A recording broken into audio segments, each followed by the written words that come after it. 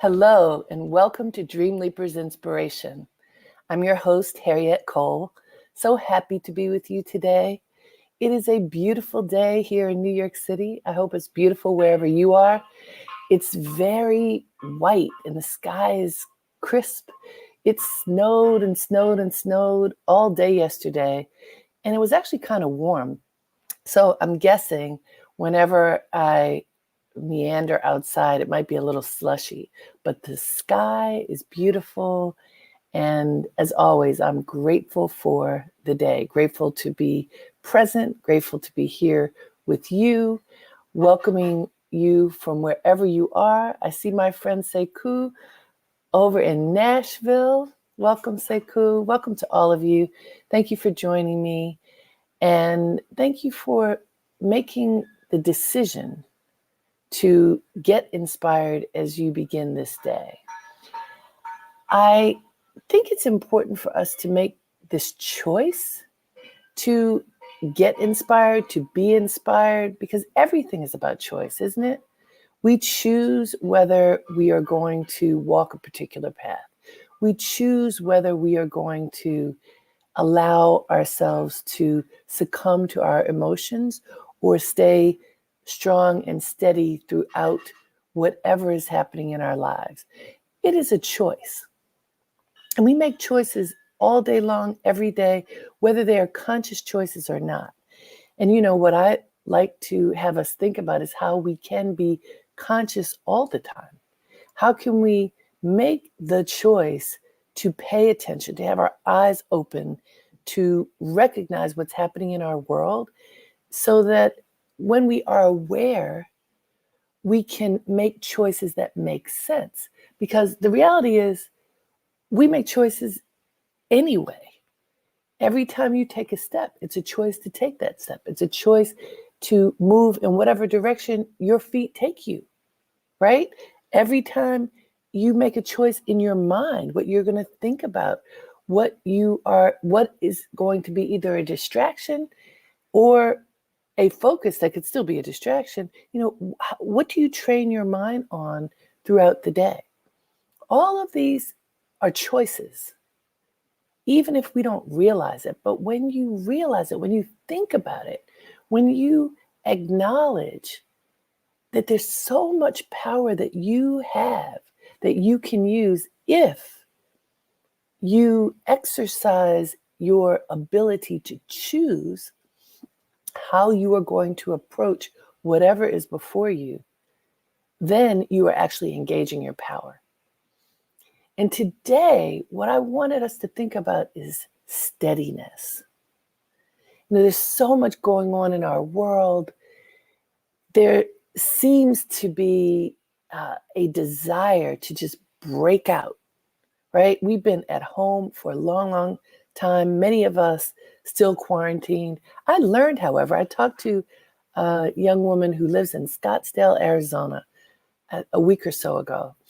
And she told me there, it is as if COVID doesn't even exist. Everybody goes to work, to wherever their office is, wherever their place of employment is. They are not working from home. People are out and about, going wherever they're going. She said they do wear masks, so they're being responsible, but they're not quarantined. In New York City, while we aren't so-called under quarantine the way we were last year, many people are working from home.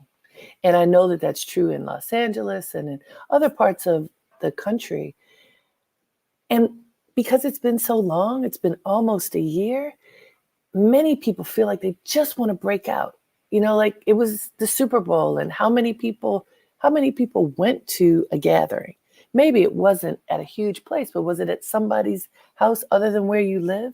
How many people wanted to break out and did because they just were tired of being still and put and sequestered? How often do you feel like you just want to break out and do something rash, do something just that is not part of your daily routine, especially if your daily routine has been narrowed so much based upon the moment in which we are living? If you're honest with yourself, how many of you, and let me ask it differently, have you felt that you want to just break out and do something, possibly something irresponsible, just do something different? Do you feel like that? Have you done something like that? Have you veered off your course because you just didn't want to be on it anymore? Because you've had enough? Because you just want to do something different? Because you don't think it's working? Not because you don't think it's working and have devised another path, but just, I'm done. A whole lot of people have. So if you tell yourself yes, you don't have to tell me yes. If you tell yourself yes, chances are it's human nature to want to break out when you feel that you've been confined for so long. And that's why I thought it would be great for us to contemplate steadiness. When you think about how you reach success in your life, whatever success means for you, it usually comes through commitment, focus, and steadiness. That you continue to center yourself, to write your course, to decide that you are going to stay in alignment with the plan that you have created for yourself. That's a sign of steadiness, that you aren't going here, there, and everywhere, that you aren't allowing your mind to light onto this, and this so much that you get exhausted because you haven't given your mind a focus. How many of you are having difficulty with that? And I just talked to a friend this weekend who was telling me that she interviewed a woman for a job. And the most challenging part of the interview was that this woman with whom she was talking could not light upon a thought and stay there for more than a few moments. She was flitting from this to that, to that, to this, probably trying to show how creative and smart and capable she is in her desire to get this job. But what it did was to show how erratic she is because she couldn't stay focused. Focus is being in alignment, is keeping yourself moving in the direction that you choose. It's being steady. You can't be focused without being steady. Have you ever looked at a flame that is still? A flame that is still, like on a candle, that's just still and burning. Let's say some wind comes, or you could try this out. You wave a fan near a flame and see how it flickers. But what it actually also does is it wants to be steady. So if you take that movement of air away, it immediately goes back to being steady. Think about it. And if you haven't done this, I recommend that you try it because it's a powerful example of how you can center yourself quickly. You can go back to steadiness, to groundedness by taking away the distractions that make it difficult for you to see what your course should be. So light a candle. Light a candle in a place where there is no wind. There's no fan. There's no radiator. There's nothing. There's just in your space, you light a candle. And look at it. And look at how steady that flame is. And then move the air around it and see how quickly it starts wavering. And then stop moving the air around it. And look at how quickly it comes back to that pillar of light. That's how quickly you can come back to center, even if your mind is distracted and you're lighting on 10 things at once. Even if you're filled with emotion because there's a lot going on in your life. Even if something bad has happened and it's dwelling on your heart. Even if any of these things, anything, even if you don't feel good, So your body is weary. No matter what is on your list that makes it difficult for you to be steady, don't allow that to be more powerful than your steadiness. Does that make sense to you? I know that it works. And I also know it's a lot easier for me to say to you than for you to do. Because if you are caught up in something, in some kind of emotion, in some kind of physical challenge, in some kind of, whatever real is for you as a challenge or a distraction. If you are caught up in the swirl of that, think of swirl as the movement of air around the candle. The swirl is so intense that the candle is flickering and flickering, and you could even blow it out unintentionally. If you blow out your candle, if you blow out that inner light, well, then it's not so easy to reignite. Think about it. In order to light a candle again, you can't just stop the wind. You can't stop waving in front of it.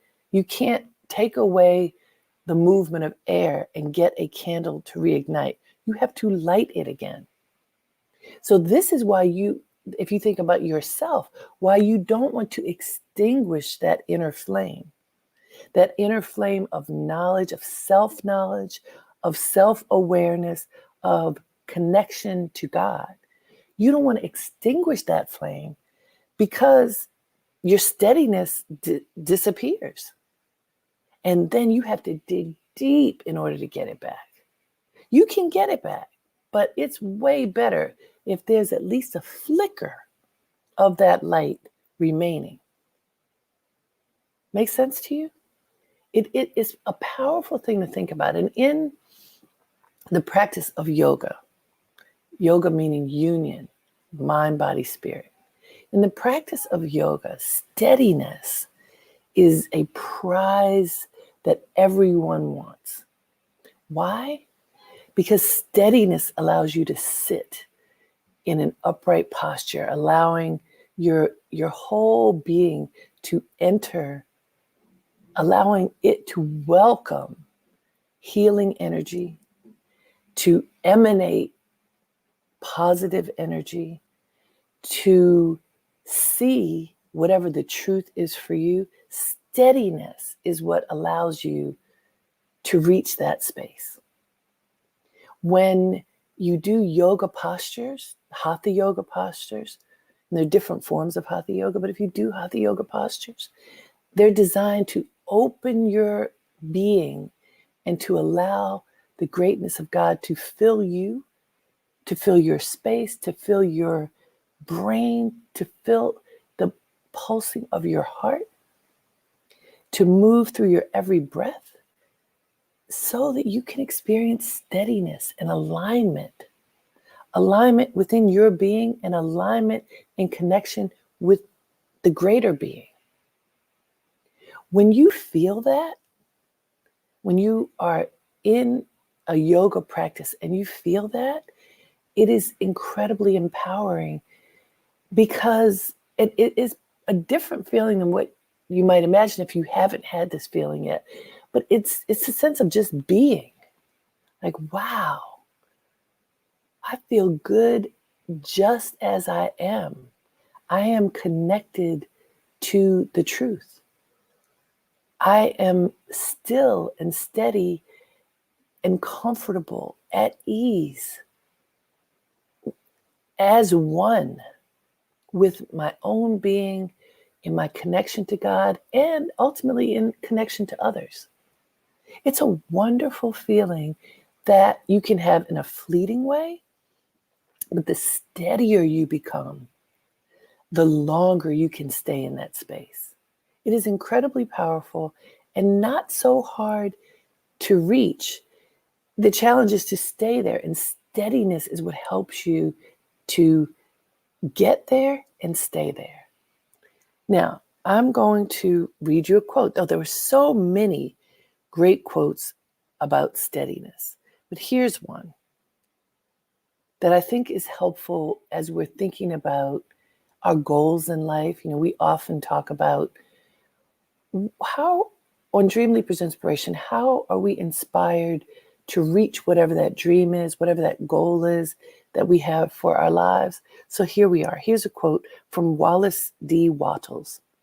The riches they receive will be in exact proportion to the definiteness of their vision, the fixity of their purpose, the steadiness of their faith, and the depth of their gratitude. Good one, right? Let me read it to you again. The riches they receive will be in exact proportion to the definiteness of their vision, definiteness of their vision, the fixity of their purpose, the steadiness of their faith, and the depth of their gratitude. So let's unpack that. The definiteness of their vision. So we're talking to somebody who wears glasses. I've been wearing glasses since the 5th grade.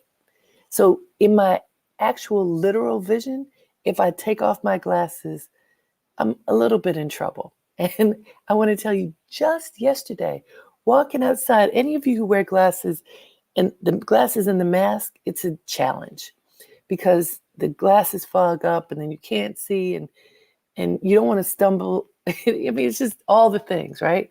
So I was walking down the street. It's very slushy outside. I had on my snow boots, but I was being extra careful of my steps. And then I couldn't see. I mean, my glasses were completely fogged up. So I took my glasses off because I figured I may not be able to see crisply, but at least I would be able to see something other than the fog on my lenses. So I took my glasses off and then just looked, not as far out as I would normally, just a little bit ahead. And I managed. But then there were a couple of people in my neighborhood whom I passed. Now, already it's hard to tell who people are with your mask on.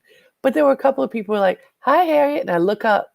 It took me a moment because the fixity, what was it? The definiteness of my vision was a little bit off. But I managed. So sometimes your vision isn't definite. Now, that's a literal example of definiteness or lack thereof of vision. I believe this is really talking about that inner vision, the vision to see what is real, what is before you. And you get there by being specific, by focusing long enough that you're able to sharpen your lens, that inner lens, until you can see what is before you. It takes practice. There's so many things before you. What do you choose to see? What do you choose to see more clearly? What do you zoom in on? What do you hone in on that becomes important to you? I remember walking down the street one day with my husband, and I saw something that looked just crazy. I don't remember what it was, but it was an unpleasant sight. And I pointed it out to my husband because it just looked crazy and said, "Can you believe that?" Whatever it was. And he got perturbed and he said, "Why are you showing me that? I would like for you to only show me beautiful things. We don't need to focus on the things that are ugly or unpleasant. Just show me beautiful things as we're walking around." And I thought about that. And as I contemplated it, there's beauty in a lot of things, right? So I know that he was not telling me don't see the whole world, but it was more don't focus on something that's negative. Don't focus on something that, could be kind of making fun of a situation. Focus on the positive, focus on what's beautiful. I never forgot that. Okay. The fixity of their purpose. So this is talking about the riches that we receive will be in exact proportion now to the fixity of their purpose. All right. Do you know what your purpose is just in this one day? What are you choosing to be your purpose for today? Have you written it down? I believe in lists. Have you written down what your purpose for today will be? If you do, there's a much greater chance that if you practice checking things off as you accomplish them, you can stay fixed on your purpose. You refer back to your list over and over and over, and you complete what you promised yourself you were going to do because you were fixed on your purpose. How many times are you not fixed on your purpose? You tell yourself, I'm going to do this. You tell somebody else, I'm going to do this. And then you don't do it. That means you're not fixed on your purpose. And this says that the riches they receive will be in exact proportion to the fixity of their purpose. Okay, also the steadiness of their faith. This goes to the point of today, the steadiness, to be steady, the steadiness of their faith. Okay, if you're fixed on your purpose, you've got a defined vision, you still need more. You need to have steadiness in your faith. Why? I believe that it's faith in your ability to accomplish whatever it is you put before you, and faith in a higher power that your steps will be divinely guided. Faith is incredibly important because it's bigger than you. It helps you to envision something beyond what your eyes can see. It helps you to believe that it is possible to accomplish something that may seem impossible. It helps you to understand that you are not alone. That if you believe in a higher power, if you believe that God is part of you, that you are connected to God, if you believe that, then you can be steady. The steadiness of faith is anchoring yourself in that belief. That even when times are tough, even when the things that are part of your vision seem to waver a bit and you have to go back to defining it, even when your purpose, you're fixed on your purpose, but you get sidetracked. If your faith is steady, it can help you to get back on course. And finally, the riches they receive will be in exact proportion to the depth of their gratitude. Okay, so gratitude helps you to be humble. And humility is very important in reaching a goal, because if you become arrogant and I'm so great, I did this, and you don't recognize the contributions of others, the contribution of the universe, this moment in time, the contribution of your ancestors, if you do not have that spirit of offering gratitude for the moment that you're in and all of the grace that is allowing you to be here now, to be able to have your purpose, to be able to have your vision, to be able to stay steady in your faith. If you don't have gratitude for that, you kind of fall over. You actually lose energy. The act of having gratitude can give you energy because it gives you, interestingly, it gives you some confidence because your humility in expressing your gratitude shows that you know you're not in this by yourself, that others, those who came before you, those who are standing with you, those who will be coming, are part of life's design. And no matter how great you think you are, you're not alone.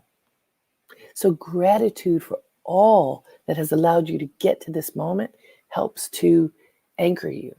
So I love that quote because it gives us a formula for staying the course.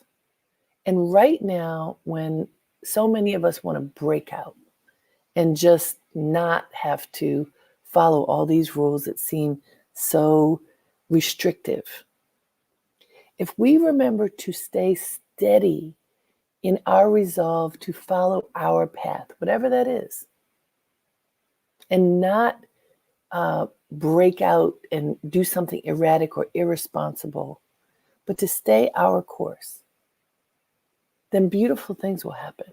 And so today, your task is to practice steadiness.